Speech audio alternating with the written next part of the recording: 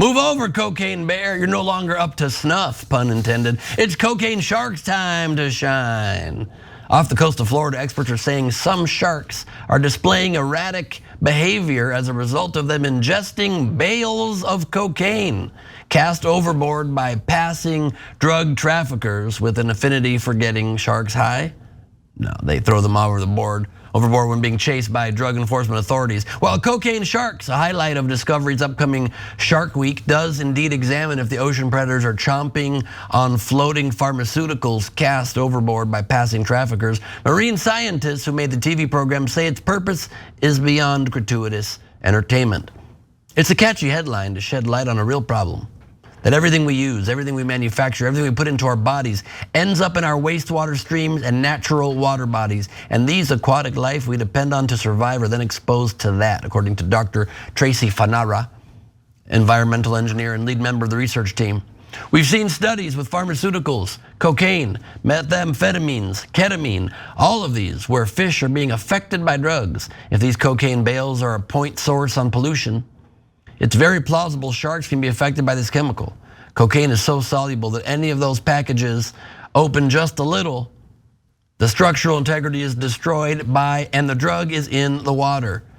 Tom the Blowfish Herd and Dr. Fana dive with sharks in the show to look at the sharks' unusual behavior. Looks like we're gonna need a bigger boat, okay?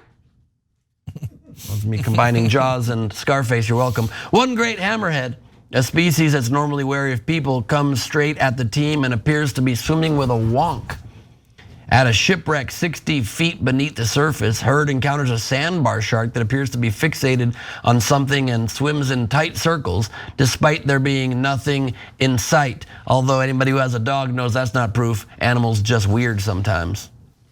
They also conducted experiments including dropping dummy bales in the water, which many of the sharks took bites out of, making bait balls with highly concentrated fish powder to simulate the cocaine. And they were able to realize that was not in fact cocaine having the same effect on the sharks when the sharks stopped talking about their startup ideas. Herd said that what they uncovered doesn't necessarily show that sharks in Florida are consuming cocaine. A multitude of factors could explain the behavior observed during filming, and these experiments would need to be repeated over and over to draw full conclusions, something the cocaine sharks would not at all mind.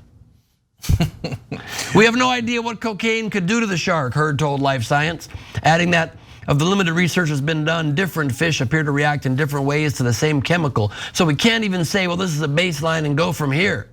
Florida serves as a staging point for large quantities of drugs making their way into the US from South America.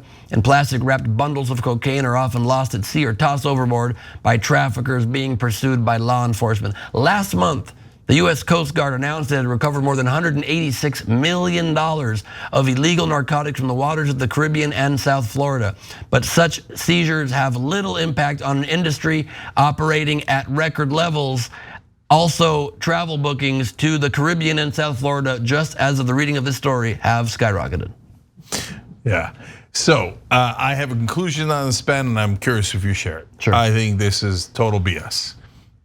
So this is for Shark Week, and we had the movie Cocaine Bear come out recently. Come on, cocaine sharks is a layup. Of course they're gonna pretend that the sharks are on cocaine for one reason or another.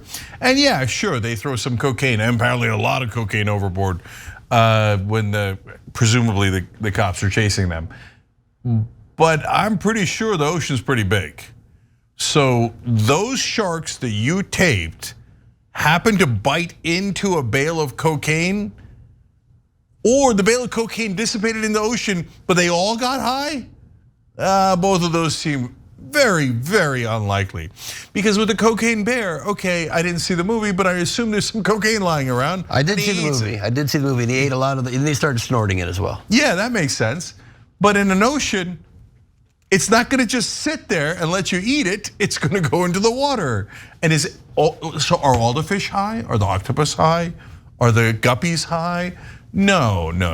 So I think that if there is some curious thing happening with the sharks, and that's a big if, because there are two examples that are like, okay, you got two sharks out of, I don't know, a lot, doing something slightly weird.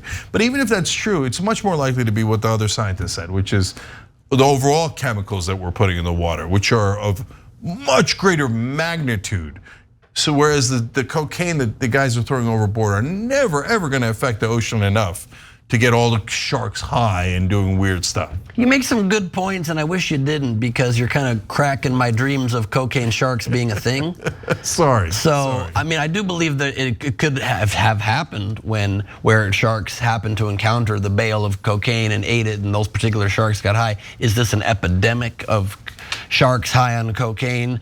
I don't think that's true. I mean, they already are pretty gummy without needing to have the extra moves. But I do think, Cenk, you won't argue that whenever shark attacks go on the rise, that's just because sharks have ingested marijuana and they now have the munchies. So well, that's scientifically proven. Scientific facts. Yes. I've got it on paper.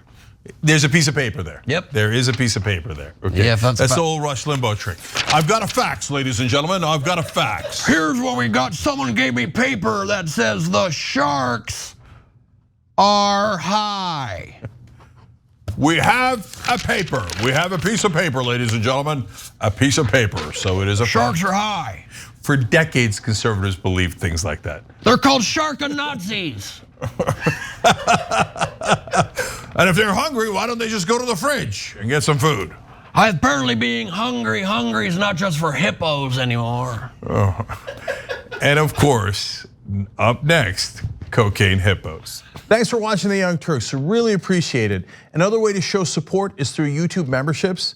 You'll get to interact with us more. There's live chat emojis, badges. You've got emojis of me, Anna, John, JR. So those are super fun. But you also get playback of our exclusive member-only shows and specials right after they air. So all of that, all you gotta do is click that join button right underneath the video. Thank you.